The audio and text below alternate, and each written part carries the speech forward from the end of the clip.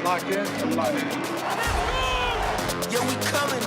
Lamar Jackson, and he flips in for the touchdown. That's what I'm saying. I know how to win because I've been the one. Listen, we're not coming back home without no touchdown. Jackson throws quickly. He's got a man wide open. I've been the one, yeah, I've been the one. Thing of beauty.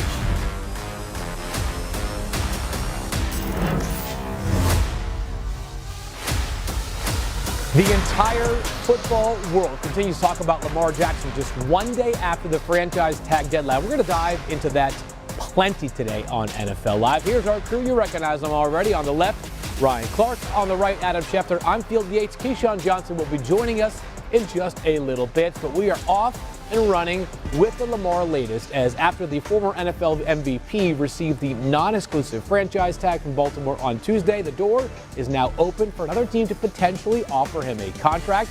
The Ravens would have the right to match that contract, assuming Lamar, of course, signed that offer sheet from a different team.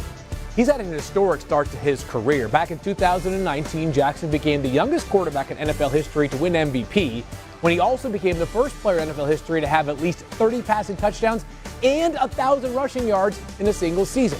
He's also the only player to have multiple games with 3 passing touchdowns and 100 rushing yards. He's done that 4 times. However, of course, shortly after the news broke that he had received the non-exclusive franchise tag, reports started to indicate that there are multiple teams, including some that certainly need a quarterback, that are not going to pursue Jackson. Those teams are the Falcons, Dolphins, Panthers, and Commanders. If you're confused, you are not alone, as J.J. Watt, future NFL Hall of Famer, is also confused. He took to Twitter last night when he saw the news and asked this question. Quote, why are all of these teams so publicly out on Lamar Jackson, an MVP winner in his prime at the most important position in the entire NFL? What am I missing here? No better person to answer that question than Adam Schefter is. Schefter, everybody is wondering, what is the market looking like for Lamar Jackson now? Well, Field, Lamar Jackson is trying to do something that has never been done in free agency before. Now, he could be just the guy to do it, as talented and as elite a talent as he is. But if we go back over the 30 years of free agency, full 30 years, there's been only one player ever to receive the non-franchise tag, sign an offer sheet with another team, and wind up on that team, and that was Sean Gilbert, the great defensive tackle in 1998, who signed an offer sheet with Carolina. Washington declined to match, and he wound up on Carolina. There's never been a quarterback who's gotten the non-exclusive franchise tag who so much as signed an offer sheet with another team. And I think that's probably one element that Baltimore was thinking when it decided to put the lower tag on Lamar Jackson. He faces other obstacles now as well, because as he looks to seek that contract, any team that signs him to an offer sheet would have to have that money counting against their salary cap for the full week until Baltimore determined whether or not to match that offer sheet. So it's a situation where if he were to sign a 4-year, $200 million deal with the Carolina Panthers, Baltimore ultimately might match it because they want Lamar Jackson back and have tried to re-sign him. And there might be a team out there that's worried about creating an offer sheet for the Ravens.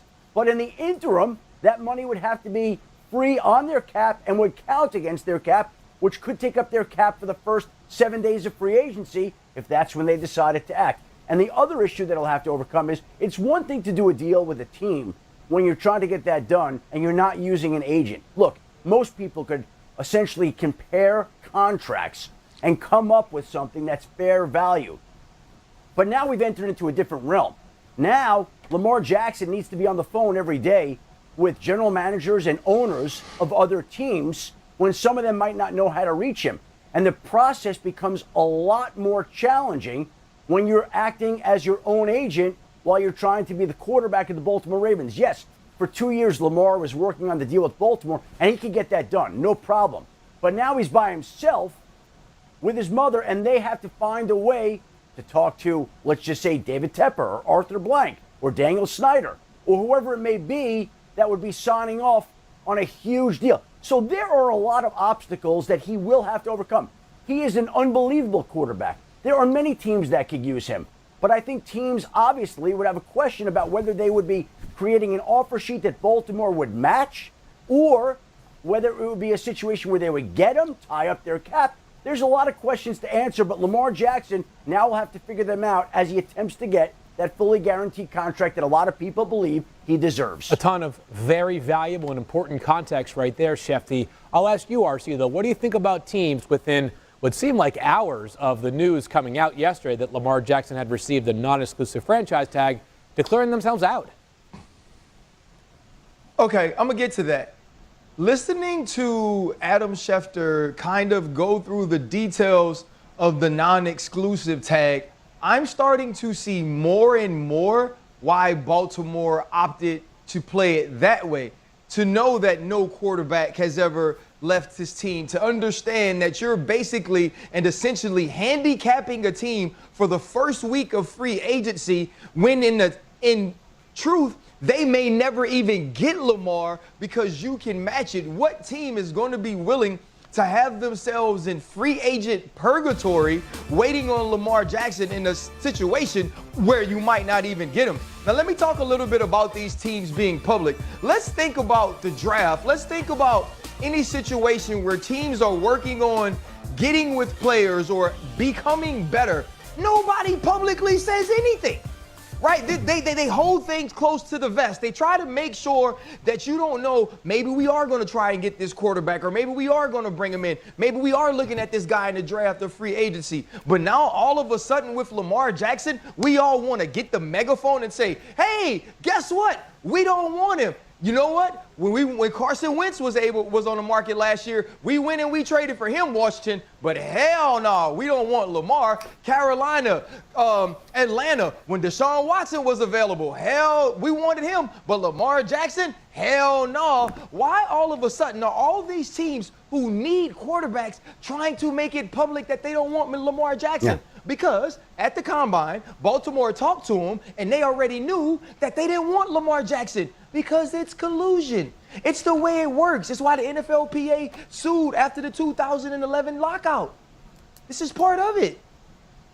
Well, listen, last year, RC, these teams were all interested in Deshaun Watson, and I don't believe that Atlanta, New Orleans, or Carolina were willing to give him the guaranteed contract that Cleveland was. But Cleveland was informed by Deshaun Watson that it was out, that he was eliminating them. And because they were so desperate and because they were out, they stepped up and did something that did upset and aggravate other NFL owners.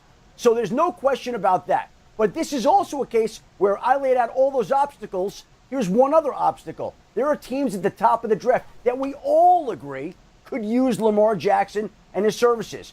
But every team is going through the process and saying to itself, okay, we could sign Lamar Jackson to a fully guaranteed deal that we may or may not get him on, tie up our cap. And here's the situation. If we're going to pay him $200 million, $250, $300 million, you come up with the number. We could go draft Bryce Young or C.J. Stroud or Anthony Richardson, who lit up the Combine last week, and pay them total $30 million total, and it would cost us only one first-round draft pick. And there are 4 quarterbacks that are going to go in the top 10 or 12 picks. So that, I think, also de-incentivizes some of these teams from running out there and putting out a $200, $250, $300 million offer sheet. Key, sometimes a picture says 8,000 words. In this case, a facial expression can do exactly that. What do you make of everything you've heard so far about this Lamar Jackson news? No, I'm in total agreement with Adam's front end of it, not the back end of it when he started talking about drafting these younger quarterbacks. The reason that you are drafting the younger quarterbacks is because you were bad to begin with. So you have an opportunity to get a guy like Lamar Jackson. I don't care if it costs you $250 million. Figure it out. Figure out how to get that deal done. But Adam is completely right in terms of the non-exclusive tag in tying up the cap when it's time for free agency. But remember this, and Adam and RC knows this because we do this every single year, though. We do this every single year. It's the beginning of March. We're at the middle of the first week of March. The draft is at the end of April. They've got all this time, these other teams that are looking for quarterbacks, to make a decision on what it is that they want to do from an evaluation standpoint. Even at the Combine, they had no idea that they were going to put the non-exclusive tag on Lamar Jackson. So everybody's scrambling right now. They're still trying to figure it out. 3 weeks, 4 weeks, 5 weeks from now, if we're still having this same conversation, then I'm dead wrong. I think we could be doing this conversation for the entirety of NFL Live today and probably for the rest of the week as well. But we've got a lot ahead on the show that is not necessarily tied to Lamar Jackson.